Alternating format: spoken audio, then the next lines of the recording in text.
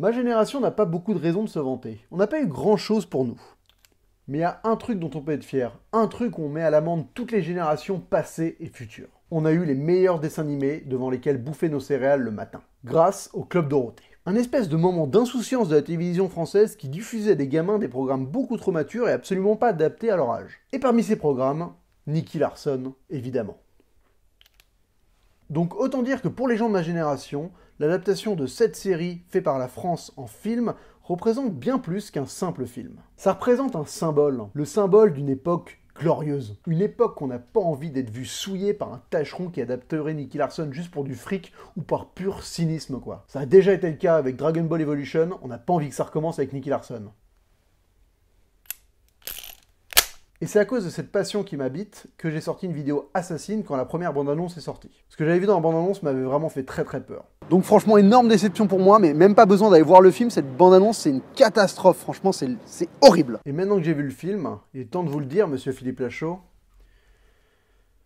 Pardon parce que vous avez réussi votre coup. Et ouais, j'ai clairement parlé trop vite, mais à culpa.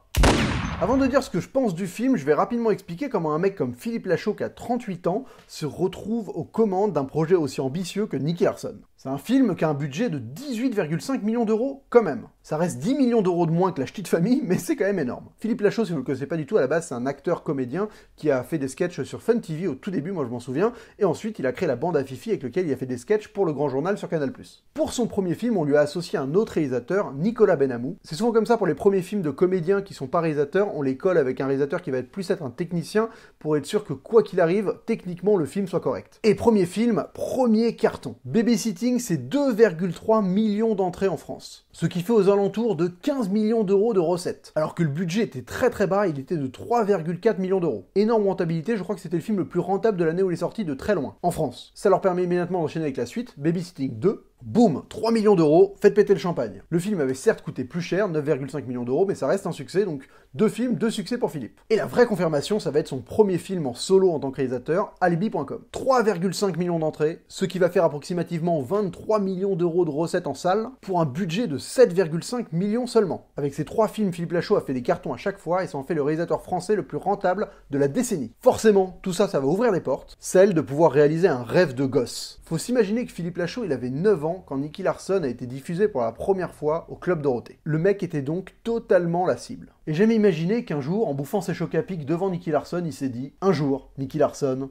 ce sera moi ». Et ce jour est arrivé, c'est donc Nicky Larson qui est très loin d'être parfait, mais qui est un film qui pue la sincérité et l'amour du matériel de base. On sent l'amour qu'il a pour cette série animée, on sent l'amour qu'il a pour cette époque, pour le Club Dorothée, et rien que ça, bah écoutez, ça fait peut-être pas un chef-d'œuvre, mais ça fait un film qui est très agréable à regarder. Et au passage, c'est une critique zéro spoiler, mais bon, je veux quand même parler du film, donc si t'as vraiment pas envie de savoir de quoi le film parle, bah passe ton chemin bonhomme, sinon je te tire 2 bastos. Nicky Larson et le parfum de Cupidon, ça raconte donc l'histoire très simple, mais à la fois très efficace, de Nicky Larson, qui est donc un garde du corps qui est engagé par un mec pour protéger un parfum, le parfum de Cupidon. Alors le parfum de Cupidon, c'est un parfum magique, en fait, quand tu t'asperges avec, eh ben écoutez, les gens qui te sentent t'aiment. Donc là, je viens d'en mettre, normalement, vous devriez foutre plein de likes et vous abonner à cette chaîne et à cette vidéo, voilà, parce que bah, vous allez vous faire affecter par le parfum de Cupidon, là. Oh putain, maintenant je cocotte. Et malheureusement, ce parfum se retrouve être volé par quelqu'un, et donc Nicky Larson, avec son associée Laura, qui est donc la sœur d'un de ses anciens collègues, bah, va partir à la poursuite de ce parfum à travers le monde, enfin la France surtout. Scénario très simple, certes, mais extrêmement efficace, c'est super bien rythmé, on commence direct dans l'action, voilà, il n'y a pas de temps mort, honnêtement, on commence et on est happé par le délire, ça s'enchaîne à une vitesse qui est assez effrénée, on enchaîne les péripéties, alors voilà, c'est pas toujours hyper ingénieux, mais ça reste divertissant, ça enchaîne les séquences de blagues, les séquences d'action, il n'y a pas de moment où vraiment je me suis dit genre, ah, c'est un peu longué.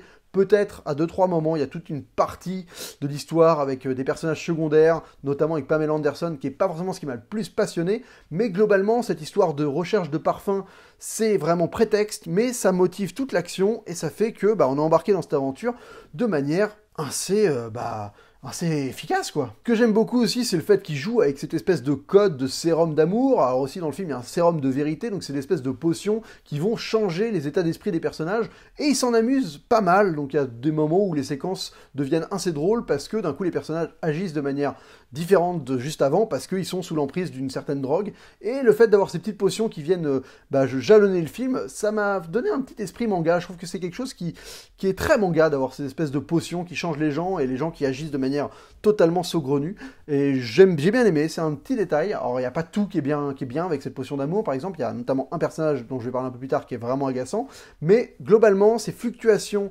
dans les comportements des personnages grâce à ces potions m'ont tenu en haleine tout le long. Tenu en haleine, c'est peut-être un peu beaucoup, mais m'ont fait plaisir. Ce qui fait que le film fonctionne pour moi, honnêtement, c'est Nicky Larson, et c'est l'interprétation de Philippe Lachaud. On sent que le mec, il est investi dans son rôle à fond, il a zéro retenue, physiquement, il s'est donné à fond, c'est-à-dire qu'il y a un moment où il est en Marcel Blanc, il y a les muscles saillants comme ça, et c'est vrai qu'il arrive à avoir la carrure de Nicky Larson, alors qu'honnêtement, c'était pas gagné, moi j'y croyais pas trop de croire à ce personnage-là, et dans le physique, dans le design, dans le look, ils ont été hyper fidèles, ils ont essayé de retranscrire à quoi Nicky Larson aurait ressemblé en vrai, et à un moment, tu finis par y croire, en fait, tu finis par ne plus savoir à quoi ressemble Philippe Lachaud normalement, parce qu'en plus il est blond, là il est brun, et à te dire, bon c'est Nicky Larson, et de réussir à me faire acheter ça dans un film comme celui-ci, honnêtement, c'était ce qui avait été plus difficile, je pense, et il a réussi. Il a réussi parce qu'il assume le personnage à fond. Il en fait un vrai pervers, un mec qui est dérangé, qui est obsédé du sexe, qui va mater les meufs avec son fusil sniper, qui est vraiment le personnage qu'on connaît, quoi, qui ne pense qu'au cul tout le temps. Et ce qui est drôle, c'est qu'ils arrivent à détourner ça avec quelques gags qui fait que ça tourne en ridicule. Donc voilà, il y a ce personnage qui est vraiment le Nicky Larson qu'on a connu dans l'animé. Et il l'incarne parfaitement, Lachaud, il est à donf. Et ça, je pouvais pas lui enlever, c'est-à-dire qu'il arrive à la fois à faire un mec qui est ridicule quand il parle de cul, quand il drague les meufs, tout ce côté obsédé, il est minable, c'est Nicky Larson, et à la fois, ça reste un badass. C'est-à-dire que toutes les séquences d'action, Nicky Larson est un mec qui a trop la classe. Et ça, franchement, quand je voyais la bande-annonce, j'y croyais pas.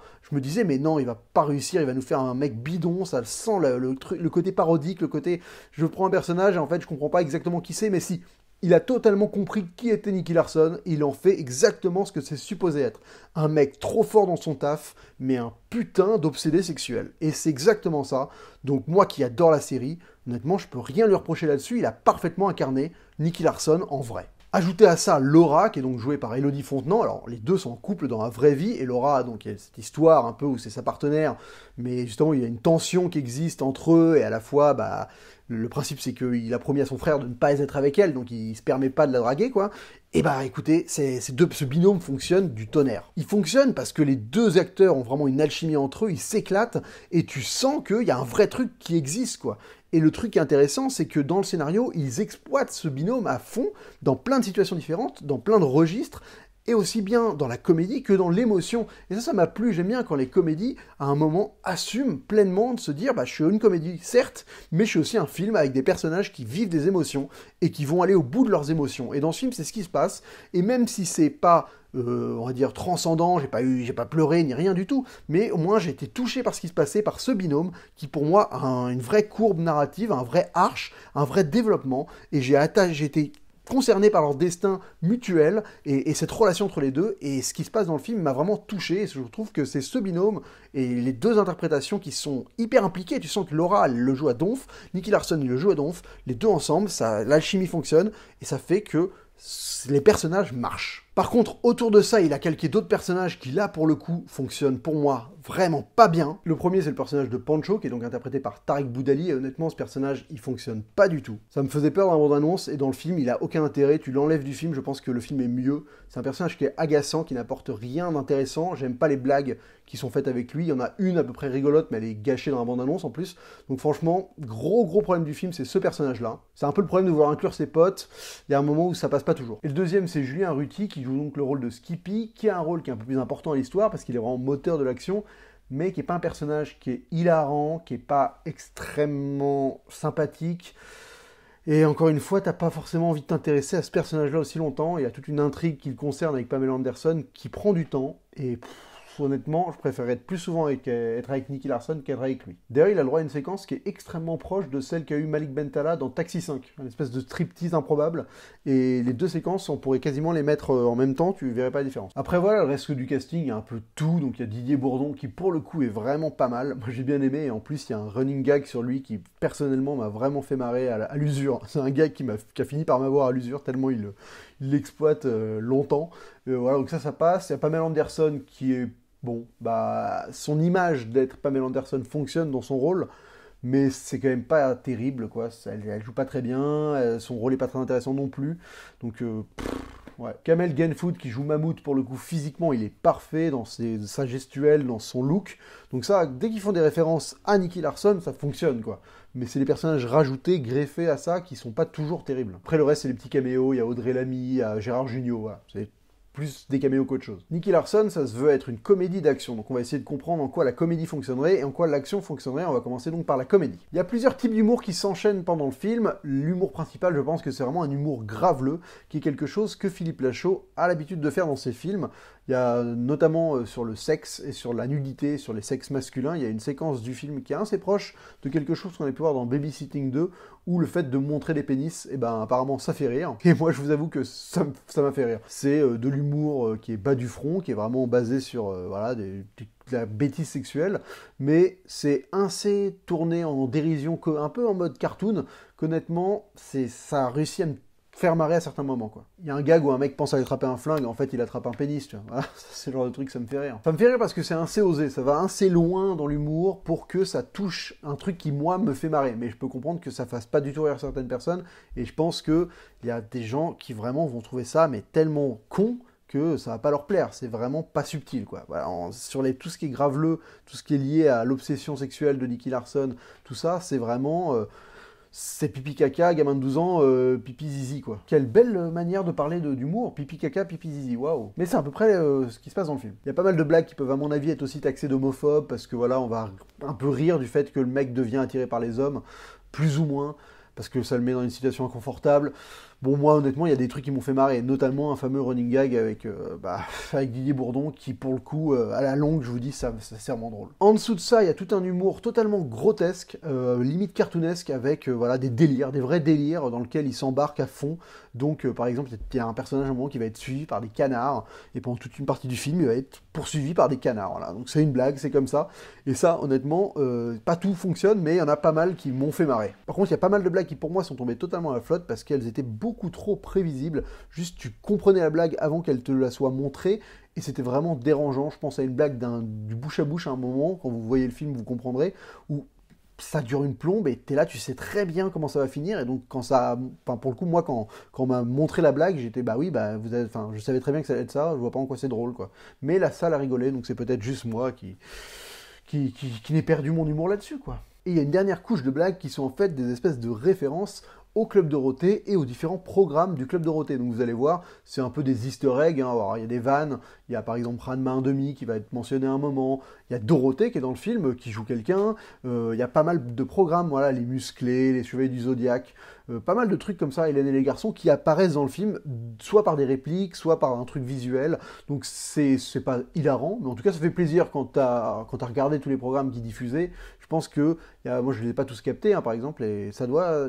à mon avis, ça touche peut-être au côté nostalgique du délire, mais j'ai trouvé ça vraiment ouais, bienvenu de faire revivre cette époque-là, juste par des bribes comme ça, en faisant des références sur le fait que Nicky Larson faisait partie du Club Dorothée, et cet univers Club Dorothée est un peu représenté dans le film, et ça, honnêtement, bah écoutez, c'était cool. Et je pense qu'une grosse partie de mon indulgence avec le film vient du fait que je fais partie de cette génération-là, donc ça m'a parlé personnellement. Honnêtement, le Club Dorothée, c'est une énorme partie de ma vie. C'est un truc qui m'a construit.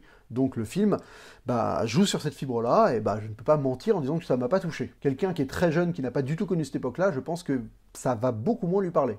Globalement. Ils jouent quasiment pas sur le côté cartoonesque du dessin animé. Alors, il y a des petits moments où ils y font quand même référence. Voilà, tout le côté où Laura a un marteau, il veut lui taper dessus, tout ça. Ils y font référence, mais ça va pas là-dedans non plus. Et c'est pas plus mal parce que ça dénoterait beaucoup trop au final avec le film et on n'y croirait plus. Donc ça arrive à un moment où c'est intéressant, ça permet d'avoir la référence. Et après, on passe à autre chose, on passe à une autre dynamique entre les deux personnages que je trouve vraiment, comme je l'ai dit au début, vraiment bien. La dynamique Niki Laura, ils n'arrêtent pas de s'envoyer des pics, et il y a vraiment des moments qui fonctionnent plutôt bien, des bonnes vannes, et c'est le binôme qui pour moi tient le film, aussi bien dans l'émotion que dans la comédie, parce que la rythmique qu'ils ont entre les deux, les répliques qui s'envoient, et tout ce jeu, et ben écoutez, ça joue vraiment pas mal. Et la dernière partie de l'humour, elle est liée à l'action, parce que c'est aussi un film d'action. Alors l'action, je vais en parler un peu plus tard, mais en tout cas, il y a pas mal de fois où ils utilisent l'action pour faire de l'humour, et je trouvais que c'était, encore une fois, plutôt bien amené. Il y a des séquences qui sont finalement assez osées. Il y a toute une séquence de course-poursuite en voiture, avec un moment où ils y vont à donf dans une seule vanne, avec un truc totalement aberrant, mais qui vraiment, encore une fois, fait une référence à une certaine époque aussi, mais qui marche, quoi, et parce que c'est c'est au sein d'une scène d'action, et moi ça m'a fait kiffer. Vous verrez, il y a une seule course-poursuite en voiture dans le film, et elle finit par une vanne qui est assez dantesque. Mais voilà, donc l'humour et l'action, pour moi, ont réussi à trouver une alchimie à certains moments qui vraiment m'ont plu. Et si l'humour fonctionne dans l'action, c'est parce que l'action est vraiment pas mal. C'est peut-être le point sur lequel le film m'a le plus surpris, c'est la variété dans laquelle il va mettre en scène l'action. On sent qu'il a voulu styliser ces scènes d'action et pas faire un truc bateau, pas faire un truc lambda, et pour le coup, il y a des vrais partis pris. Alors il y a des trucs qui fonctionnent plus ou moins bien, mais au moins il y a un mec qui s'est dit vas-y, Nicky Larson, faut que je le rende badass, première chose, et faut que je fasse un film d'action qui soit pas juste un film franchouillard à la con.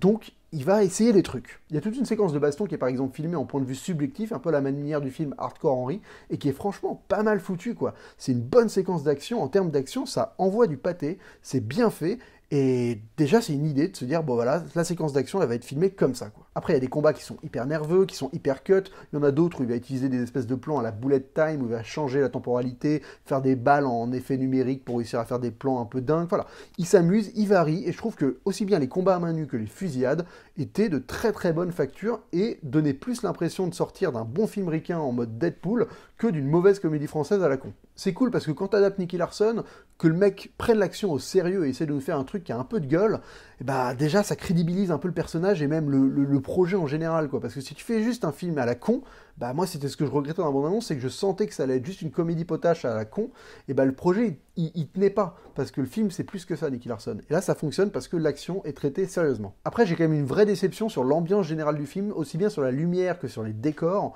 que je trouve pas forcément toujours dans le vrai bon ton Nicky Larson. C'est intéressant, il nous présente une ville qui est énorme, qui est fictive, on n'a pas l'impression d'être à Paris du tout au début, et il l'exploite pas du tout. Voilà, donc c'est un peu dommage. Et on perd ce côté polar urbain. Il y a une séquence qui est vraiment bien faite, qui est assez bien éclairée, qui est une séquence nocturne où il pleut, et qui est supposée être tragique, donc ça fonctionne, et t'aurais envie que le film soit un peu plus dans ce ton-là, et malheureusement il l'est beaucoup trop rarement. Le film se passe de jour, majoritairement, et il se passe même plus dans cette ville où il déménage vers le sud de la France, et d'un coup on change de cadre, et je trouve que le cadre se prête beaucoup moins à un film Nicky Larson, qu'autre chose. Là, on retrouve un peu les travers de alibi.com où on était dans le sud de la France, voilà.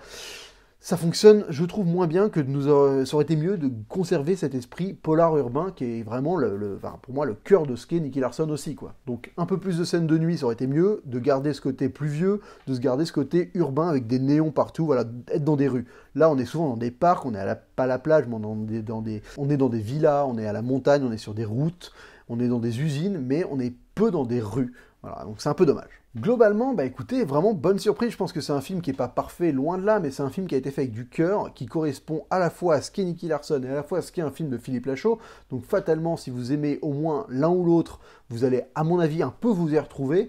C'est un film qui a de la générosité, qui vraiment essaye d'être drôle quasiment tout le temps, mais essaye à la fois d'avoir une histoire qui se tient, qui joue avec le code du film un peu d'espionnage, du film comme ça, avec une enquête, une pseudo-enquête et des rebondissements, et le tout sans casser les briques. Et ben écoutez, c'est un édifice pour moi qui n'a pas à démériter par rapport à l'ampleur du projet que ça devait être. Enfin, pour moi, un film Nicky Larson, ça aurait pu être un naufrage, et c'est très très loin du naufrage. Donc on est sur un film où j'ai pris du plaisir, je me suis laissé aller au fur et à mesure de plus en plus dans le délire, et j'ai vraiment aimé, jusqu'à la fin, où vraiment je trouve que à la fin, j'ai kiffé le film, quoi. Voilà, enfin, c'est con, mais j'avais doucement, mes espèces de réticences se sont diluées au fur et à mesure du film pour que j'apprécie fortement le projet. Moi, je suis vraiment positif vis-à-vis de ce film. Je sais pas ce que mes collègues vont en dire, mais en tout cas, je trouve que ce serait dur de le traiter de grosse bouse ou de daube, hein. Franchement, autant que tu peux ne pas aimer le délire du certain type d'humour, mais bon, après, c'est Nicky Larson, qu'il y a un côté graveleux, pour moi, ça paraît évident.